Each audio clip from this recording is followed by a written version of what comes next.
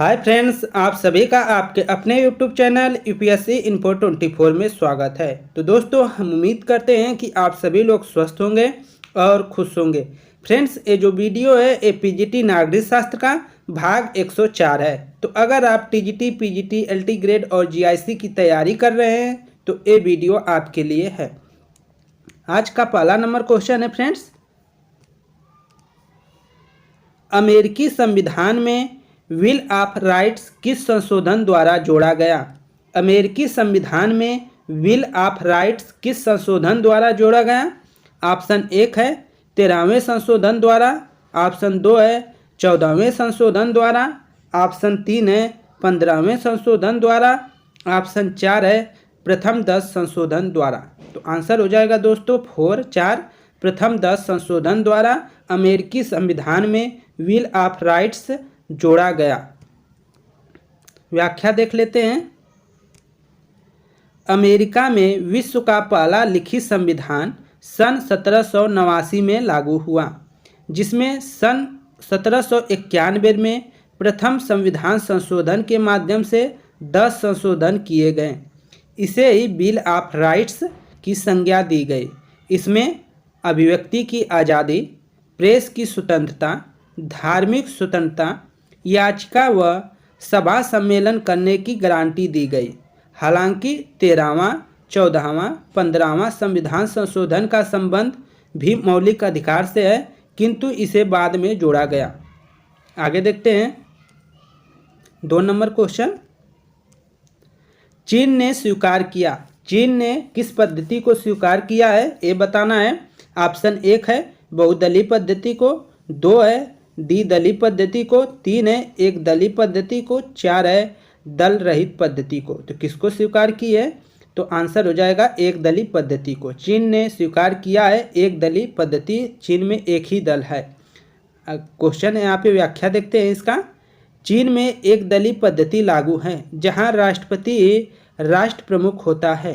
तो इस समय वर्तमान जो है चीन के राष्ट्रपति वो जो है वह शी जिनपिंग है। तो इसको आप याद रखेंगे, शी जिनपिंग।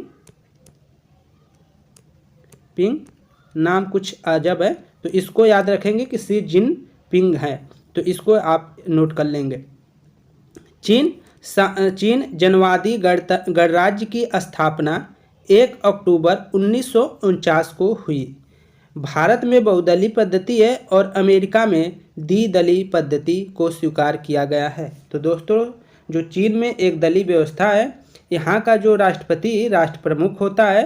चीन जनवादी गणराज्य की जो स्थापना हुई थी वो 1 अक्टूबर 1949 को हुई थी। और चीन में जो वर्तमान समय में राष्ट्रपति हैं शी जिनपिंग हैं, इनको आप नोट करेंगे और एक कई बार से हो रहे हैं। ठीक है, आगे देखिए, इनके कार्यकाल को बढ़ाया जाता है। उपलब्ध समय के अनुसार काम का विस्तार हो जाता है। क्वेश्चन 3 है, उपलब्ध समय के अनुसार कार्य का विस्तार हो जाता है, काम का विस्तार हो जाता है। यह कथन किसका है? ऑप्शन 1 है पीटर ड्रकर का, ऑप्शन 2 है नॉर्थ कोट पार्किंसन का, ऑप्शन 3 है फ्रेडरिक टेलर का, ऑप्शन 4 है एल्टन मेयो का। तो आंसर जो हो जाएगा दोस्तों 2 सही हो जाएगा। नॉर्थ कोट पार्किंसन का यह कथन है कि उपलब्ध समय के अनुसार काम का विस्तार हो जाता है। व्याख्या देखते हैं।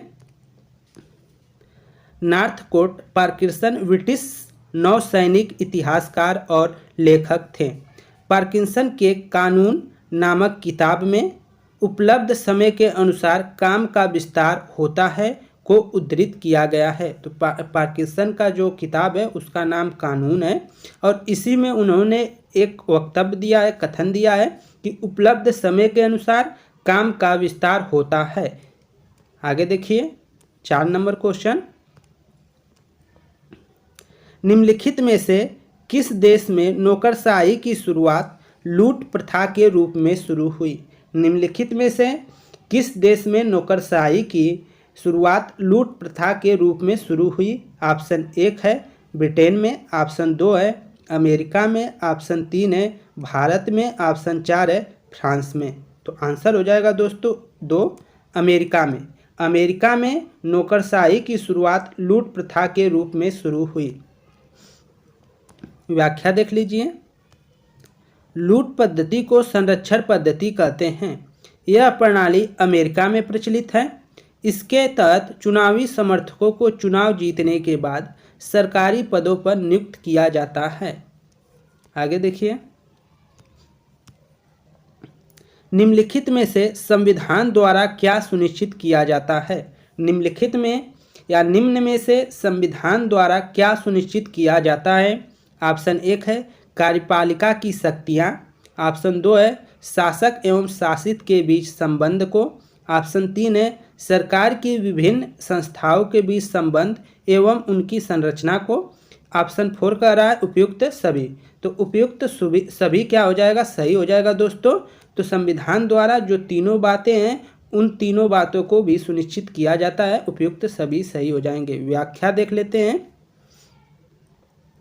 संविधान ऐसे कानूनों का संकलन है जो राज्य के अधिकारों व कर्तव्यों तथा नागरिकों के अधिकारों व कर्तव्यों के बीच सामंजस्य स्थापित करता है। तो जो हमारा संविधान है उसमें कानून है, जो भी नियम है कानून है, और एक कानून ही कहीं ना कहीं जो शासक है हमारे और जो सरकार है उनके बीच हमारे जो समन्वय है वो स्थापित करने में महत्वपूर्ण भूमिका अदा करती है। आगे देखते हैं दोस्तों 6 नंबर क्वेश्चन। नौकरशाह की नियुक्ति का आधार है। नौकरशाह जो होते हैं IAS PCS जो नियुक्त किए जाते हैं IFS, उनका आधार क्या है? किस आधार पर नियुक्ति होती है? क्या वो अस्थायी रखे जाते हैं? ऑप्शन 2 कह रहा है अस्थायी आधार पर नियुक्ति होती है। ऑप्शन 3 कह रहा है विशेष कार्य की समाप्ति तक, मतलब कि कोई कार्य है तब तक उसकी नियुक्ति की जाती है जिसे तटस्थ आधार कहते हैं। और चौथा है दिन के वेतन के आधार पे। तो दोस्तों आंसर जो आपका हो जाएगा 2 सही हो जाएगा। इनका वेतन जो होता है परमानेंट होते हैं, अस्थायी होते हैं। व्याख्या देखते हैं। सामाजिक आर्थिक परिवर्तन के दौर में परंपरागत समाज को संतुलित, व्यवस्थित और विकसित करने हेतु नौकरशाही की आवश्यकता महसूस हुई, जिसकी नियुक्ति अस्थायी आधार पर की जाती है। आगे देखते हैं 7 नंबर क्वेश्चन। पोस्ट कार्य की अवधारणा दी गई है। पोस्ट कार्य की अवधारणा किसके द्वारा दी गई ये बताना है। ऑप्शन 1 है लूथर गुलिक के द्वारा, ऑप्शन 2 है LT व्हाइट के द्वारा, LD व्हाइट के द्वारा, ऑप्शन 3 है बिलोवी के द्वारा, ऑप्शन 4 है गिलक्राइस्ट के द्वारा। तो आंसर हो जाएगा दोस्तों 1 सही हो जाएगा, लूथर गुलिक के द्वारा। पोस्ट कार्य की जो अवधारणा है लूथर गुलिक के द्वारा दी गई है। व्याख्या देखते हैं। पोस्ट कार्य एक संक्षिप्त शब्द है जो प्रशासन और प्रबंधन के क्षेत्र में प्रयोग किया जाता है। इसका प्रतिपादन लूथर गुलिक ने किया है, जिसका आशय इस प्रकार है। P से प्लानिंग, O से ऑर्गेनाइजेशन, S से स्टाफिंग, D से डायरेक्टिंग और CO से कोऑर्डिनेटिंग मतलब, और R से रिपोर्ट्स और B से बजटिंग है। तो इसका फुल फॉर्म है, इसको आप याद रखेंगे। 8वां नंबर क्वेश्चन। भारत में यप लेवी समिति की स्थापना हुई थी। निम्नलिखित में से किसके सुधार के लिए? भारत में यप लेवी समिति की स्थापना हुई थी। निम्नलिखित में से किसके सुधार के लिए हुई थी ये आपको बताना है। ऑप्शन 1 है कैबिनेट प्रणाली के लिए, केंद्र राज्य संबंध के लिए, आंग्ल भारतीयों हेतु विशेष प्रावधान, और ऑप्शन 4 है भारतीय प्रशासन हेतु। तो किस हेतु एप लेवी समिति का गठन किया गया था, स्थापना की गई थी? तो ऑप्शन 4 हो जाएगा, भारतीय प्रशासन के संबंध में इसके लिए स्थापित किया गया था भारतीय प्रशासन। ऑप्शन 4 सही है। व्याख्या देखते हैं। पॉल एफ लेवी की रिपोर्ट। पॉल एफ लेवी की रिपोर्ट प्रशासनिक सुधारों पर विचार करने के लिए सरकार ने सितंबर 1992 में अमेरिका के लोक प्रशासक विशेषज्ञ पॉल एफ लेवी से भारत आने का आग्रह किया गया। उन्होंने 15 जनवरी 1953 को भारत के लोक प्रशासन सर्वेक्षण रिपोर्ट पेश की, जिसमें एफ लेवी रिपोर्ट के नाम से जाना जाता है, जिसे एफ लेवी रिपोर्ट के नाम से जाना जाता है। इस रिपोर्ट में कहा गया कि भारत विश्व के उन 10 से 12 देशों में शामिल है जहां का लोक प्रशासन पर्याप्त रूप से संगठित एवं विकसित है। और दूसरी बार जब ये रिपोर्ट आई थी तो कब आया था दूसरा रिपोर्ट? 1956 में एपलेवी रिपोर्ट का दूसरा भाग सामने आया। आगे देखते हैं 9 नंबर क्वेश्चन। भारत जैसे विकासशील समाज में लोक प्रशासन की प्रत्यक्ष भूमिका निम्नलिखित में से कौन सी है? भारत जैसे विकासशील समाज में लोक प्रशासन की प्रत्यक्ष भूमिका निम्नलिखित में से कौन सी है? ऑप्शन 1 है राजस्व जुटाना, ऑप्शन 2 है विधि और व्यवस्था, ऑप्शन 3 है सामाजिक आर्थिक पुनर्निर्माण, ऑप्शन 4 है सहभागिता प्रबंधन। तो आंसर क्या हो जाएगा दोस्तों 9 का? तो इसका आंसर हो जाएगा 2 विधि और व्यवस्था। ठीक है, विधि और व्यवस्था। व्याख्या देखते हैं। प्रशासन वह भाग है जो सामान्य जनता के लिए होता है, लोक प्रशासन कहलाता है। प्रशासन का वह भाग जो सामान्य जनता के लिए होता है, लोक प्रशासन कहलाता है। भारत जैसे विकासशील समाज में लोक प्रशासन की प्रत्यक्ष भूमिका विधि और व्यवस्था के रूप में देखी जा सकती है। आगे देखते हैं 10वां नंबर क्वेश्चन।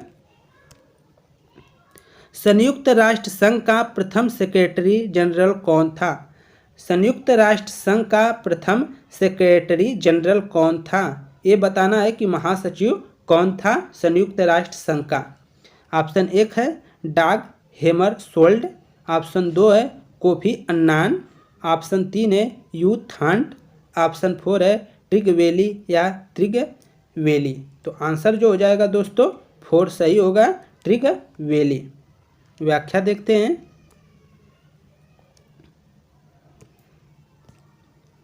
संयुक्त राष्ट्र संघ का गठन 24 अक्टूबर 1945 को हुआ, जिसके प्रथम महासचिव सेक्रेटरी जनरल ट्रिगवेली या ट्रिगवेली थे, जो कहाँ से थे? नार्वे से। उनका कार्यकाल 1946 से 1952 तक था। जो महासचिव की नियुक्ति सुरक्षा परिषद की संस्तुति पर महासभा द्वारा की जाती है। क्वेश्चन पूछा जा सकता है कि जो सचिव होते हैं उनकी नियुक्ति किस प्रकार से होती है? तो महासचिव की जो नियुक्ति होती है वह सुरक्षा परिषद की संस्तुति पर महासभा द्वारा की जाती है। वर्तमान में संयुक्त राष्ट्र संघ के सेक्रेटरी जनरल एंटोनियो गुटेरेस हैं, जो पुर्तगाल से संबंधित हैं दोस्तों। ये दूसरी बार इनको चुना गया है महासचिव, तो ये भी याद रखेंगे। सचिवालय संयुक्त राष्ट्र संघ के दिन प्रतिदिन के कामों का निपटारा करता है, निपटाता है। जो सचिवालय है वो संयुक्त राष्ट्र संघ के दिन प्रतिदिन के कामों को निपटाता है। सचिवालय का प्रमुख महासचिव होता है, जिसे महासभा द्वारा सुरक्षा परिषद की सिफारिश पर 5 वर्ष की अवधि के लिए नियुक्त किया जाता है। महासचिव को दोबारा भी नियुक्ति किया जा सकता है, दोबारा से नियुक्त किया जा सकता है। घोषणा पत्र के अनुसार महासचिव संगठन का प्रमुख या मुख्य प्रशासनिक अधिकारी होता है। तो फ्रेंड्स, ये वीडियो यहीं पे समाप्त होता है। हम उम्मीद करते हैं कि ये वीडियो आप लोगों को पसंद आई होगी। अगर वीडियो आपको थोड़ा भी पसंद आई है तो प्लीज़ वीडियो को लाइक कर दें, और चैनल पे दोस्त नए हैं तो चैनल को ज़रूर सब्सक्राइब कर लें। और जो भी दोस्त हैं दोस्तों, आप थोड़ा सा हेल्प करें, आप हमारे चैनल को थोड़ा सा आप प्रसारित करें, मतलब दूसरे तक शेयर करें, जिससे कि और लोग जुड़ सकें। तो दोस्तों, इतना हेल्प आप लोग कर सकते हैं कि थोड़ा सा आप लोग कमेंट भी करते रहें, और आपका जो भी ग्रुप है उसमें थोड़ा सा शेयर कर दीजिए कि जो सब्सक्राइबर हैं वो बढ़ जाएं।